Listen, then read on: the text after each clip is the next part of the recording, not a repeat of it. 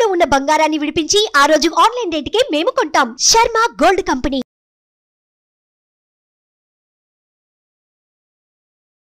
నమస్కారం, నేను మీ జాహ్నవి. అందరూ బాగున్నారు కదా? బాగున్నారని, బాగుంటారని మనస్ఫూర్తిగా కోరుకుంటూ, మరి సూక్ష్మంలో మోక్షం ఈ ప్రత్యేక కార్యక్రమం ద్వారా మనకున్నటువంటి ప్రతి సమస్యకి సరికొత్త సొల్యూషన్స్ మనకు అందించడం కోసం అంతా ఉన్నారు ప్రముఖ జ్యోతిష్య వాస్తు పండితులు, జ్యోతిష్య వాస్తు శిక్షణ నిపుణులు, లలిత ఉపాసకులు బ్రహ్మశ్రీ నానాజీ పట్నాయక్ గురువు గారు. మాట్లాడేద్దాం. నమస్కారం గురువు గారు. శ్రీమాత్రే నమః. అయితే గురుగారు, ఈసారి అమావాస్య శుక్రవారం వచ్చింది కాబట్టి మనకి ఇంట్లో లక్ష్మి కావాలి, ధనం సమృద్ధిగా ఉండాలి అనుకుంటూ ఉంటాం. ఖచ్చితంగా శుక్రవారం అనగానే మనందరికీ మైండ్లో అదే ఉంటుంది. మరి అమావాస్య కూడా లక్ష్మితో సమానం అంటారు కదా. మరి ఈ అమావాస్య ప్రత్యేకం ఏమిటి? ఈసారి ధన కనక వర్షం మన ఇంట కురవాలంటే మనం ఏం చేయాలంట? నిజంగానే మీరు అన్నట్టుగా కనక వర్షాన్ని కురిపించే అమావాస్య ఇది. అంతేనా? దారిద్రాన్ని తొలగించే అమావాస్య అంటారు. ఎందుకంటే మీరు చూడండి, ఇప్పుడున్న ప్లానటరీ పొజిషన్స్ ఏవైతే ఉన్నాయో, రవిచంద్రులు కలిస్తే అమావాస్య. ఈ రవిచంద్రులతో పాటు శుక్రుడు కూడా ఉన్నాడు, ధనాన్ని ఇచ్చే కారకుడు. అదేవిధంగా ఈ అమావాస్య శుభకర్తెరలో ఉంది. శుభకర్తెరి అంటే అమావాస్య ఎక్కడ ఏర్పడింది? మిథున రాశిలో ఏర్పడింది. దానికి వెనక రాశిలో గురువు ఉన్నాడు, ముందు రాశిలో బుధుడు ఉన్నాడు. అంటే ఏంటి? శుభకర్తెలు, రెండు శుభగ్రహాల మధ్యన అమావాస్య పడి ఆ అమావాస్య ప్రదేశంలో శుక్రుడు ఉన్నాడు. అంటే దీని అర్థం ఏమిటి? మీరు ఏదైనా సరే పూజ చేసినట్లయితే ఖచ్చితంగా లక్ష్మీ ప్రాప్తి కలుగుతుంది. అయితే ఎలా కలుగుతుంది లక్ష్మీ ప్రాప్తి? ఏం అమావాస్య ఒక్కరోజు పూజ చేయగానే వెంటనే వస్తుందా? కాదు. మీరు బాగా అర్థం చేసుకోండి.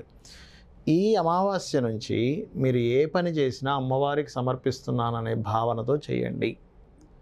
ఏ పని చేసినా అమ్మ లక్ష్మిని సమర్పిస్తున్నాను, లక్ష్మీదేవికి సమర్పిస్తున్నాను అనే భావంతో చేస్తే, ఎప్పుడు కూడా మనం ఒక ముహూర్తం పెట్టుకుంటాం చూసారా, ఒక వివాహానికనో షాప్ ఓపెనింగ్ కనో, అట్లాగే అప్పుడు ప్లానటరీ పొజిషన్స్ని చూసుకుంటాం.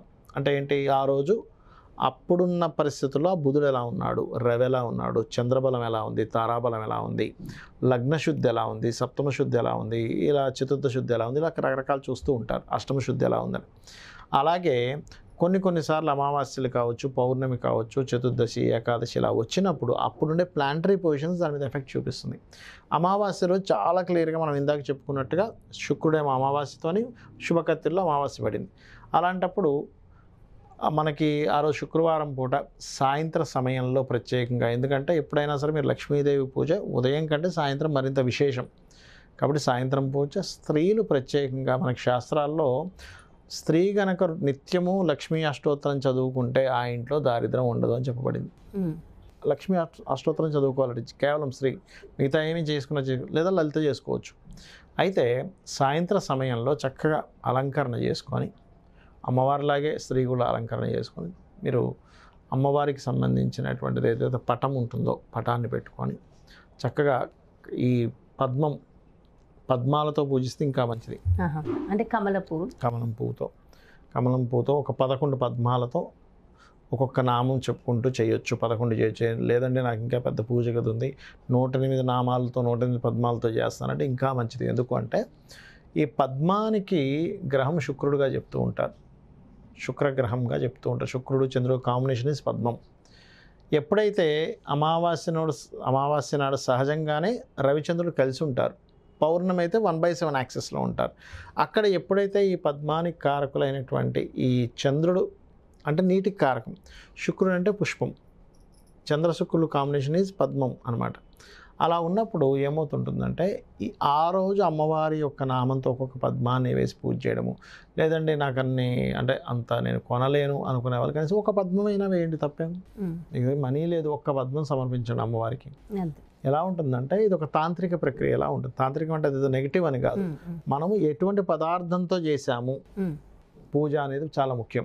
ఇప్పుడు చూడండి, కొంతమందికి సంతానం ఉండదు. ఈ అమావాస్య గనక గంధము వేస్తూ లక్ష్మీ అష్టోత్తరం చదువుతున్నారు అనుకోండి, సంతానం కలుగుతుంది. అలా కాకుండా కొంతమందికి ఏమవుతుంటుందంటే, ఏమంటే నాకు అప్పుల బాధలు ఎక్కువగా ఉన్నాయి, అమ్మవారిని బిల్వపత్రంతో కనుక చేసినట్లయితే అప్పుల బాధలు తగ్గుతాయి. అదేవిధంగా అదే అమావాస్య నాడు ఓం అపర్ణాయ నమః మంత్రం ఎంత చేసుకుంటే అంత తొందరగా అప్పుల బాధలు తగ్గుతాయి.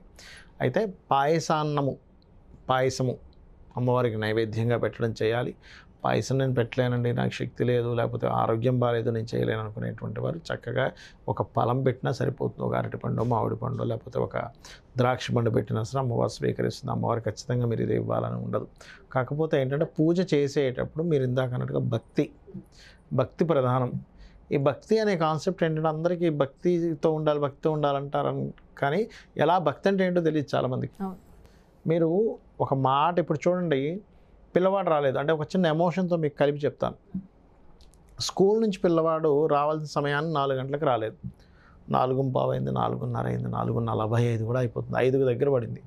అప్పుడు అమ్మ మనసు ఎలా ఉంటుందంటే ఇంకేం లేదు, ఎప్పుడు ఆ మాట అమ్మ అని మాట విందామా అని చెవులు అలా నెక్కబుచ్చుకొని ఉంటాయి. స్కూల్కి ఫోన్ చేస్తానేమో మీ అబ్బాయి వెళ్ళిపోయాడని చెప్తారు. వీడేం చేస్తాడు, మధ్యలో ఫ్రెండ్తో కలిసి ఎక్కడో ఐస్ క్రీమ్ తింటూ లేట్ అయ్యి వస్తాడు ఇంటికి. ఆ పిల్లవాడు తలుపు కొట్టి అమ్మ అనగానే ఎంత మనసు ఎలా పులకిస్తుందో తల్లి మనసు, అలాగా అమ్మవారి నామం వినగానే మీ మనసు పులకిస్తే దట్ ఈజ్ భక్తి. కళ్ళు చెమ్మరిల్లి మనసు పులకిస్తే భగవంతుడు నామానికి, భగవంతుడు స్తోత్రానికి దాన్ని భక్తి అంటారు.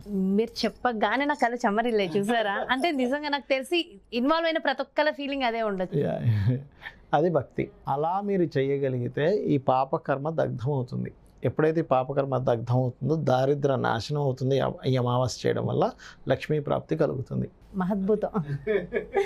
అస్సలు చూడండి, అంటే యోగాలు మనకి పక్కనే ఉన్నాయి, తెలియక మనమే అంధకారంలో ఉన్నామా అనిపిస్తుంది. సో ఎంత ఉంటుంది కదా అమ్మవారు, ఎంత ఉంటుంది. మీరు ఒకటే ఎప్పుడైనా సరే లక్ష్మీ ప్రాప్తి మనిషికి కలగాలి అంటే మీరు చేసే ప్రతిదీ లక్ష్మీదేవికి సమర్పిస్తున్నాను, లక్ష్మీదేవి కోసం చేస్తున్నాను చేయండి. ఇప్పుడు చూడండి, చిన్నపిల్లవాడు ఇందాకనే చెప్పిన ఉదాహరణలోనే పిల్లడి కోసం వండుతున్నాను, తెల్ల ఎలా ఉంటుంది, ఇంకొక ముద్ద ఎక్కువ తింటే బాగున్నాను, ఇందులో ఇంకొంచెం వీడికి ఈ బలం రావట్లేదు, సన్నగా ఉన్నాడు, వీళ్ళు లావు అవ్వాలంటే ఏం చేయాలి, ఇవన్నీ ఆలోచిస్తూ పెడతాం. అలాగే భగవంతుడి విషయంలో కూడా అలా చేయాలి. ఆటోమేటిక్గా ఇవి తింటే ఈ పోషకాలు వస్తాయి, అవి తింటే ఈ పోషకాలు వస్తాయి అన్నట్టుగా అమ్మకి, అమ్మ ఎలా అయితే పిల్లడి మీద చూపిస్తుందో ఒక భక్తుడు భగవంతుడి మీద అలా చూపించాలి. అబ్బా నిజంగా అద్భుత. నా భూతో నా భవిష్యత్ ఈ మాటలు వింటుంటే కూడా పులకించిపోతుంది గురువు గారు. చాలా చాలా అద్భుతంగా వివరించారు. అమ్మ భగవంతుడు మించినటువంటి గొప్ప విషయం కానీ ఏమీ లేదు ఈ విశ్వంలో. ఎంతో డీటెయిల్గా ఎక్స్ప్లెయిన్ చేశారు. Thank you so much Guruji. నమస్కారం. శ్రీమాత్రే నమః.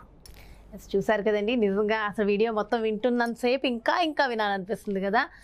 అంటే అమ్మవారిని మనం మన పసిపిల్లాడిలాగా మన పిల్లల్ని ఎంత బాగా చూసుకుంటామో అమ్మవారిని అట్లా చూసుకోవాలనేది ఎంతో చక్కగా ఎక్స్ప్లెయిన్ చేస్తూ, మరి మనకున్నటువంటి దారిద్ర నాశనం కోసం ఈ శుక్రవారం వచ్చే అమావాస్య అద్భుతమైన రోజు. ఆ రోజు మనందరం కూడా ఆచరించవలసిన విధి విధానాలు, ఏ సమస్యతో బాధపడే వారికి ఎలాంటి పరిహారం ఉంటుందనేది కూడా డీటెయిల్గా ఎక్స్ప్లెయిన్ చేసేసారు కదా మన గురువు గారు. మరో ప్రత్యేకమైన కార్యక్రమంతో మళ్ళీ మీ ముందుకు వచ్చేస్తాను. మరి అలాగే పర్సనల్గా మీ యొక్క జాతకానికి సంబంధించి కానీ, లేదంటే మీ ఇంటి వ్యాపార వాస్తుకు సంబంధించి కానీ గురువు గారిని సంప్రదించాలి, అపాయింట్మెంట్ కావాలనుకుంటే వెంటనే క్రింద డిస్ప్లే అవుతున్నటువంటి నెంబర్స్కి కాల్ చేయండి, అపాయింట్మెంట్ తీసుకోండి. శ్రీమాత్రే నమః. సుమన్ టీవీలో మీ పర్సనల్ అండ్ బిజినెస్ ప్రమోషన్స్ కోసం కింది నెంబర్కి కాంటాక్ట్ చేయండి.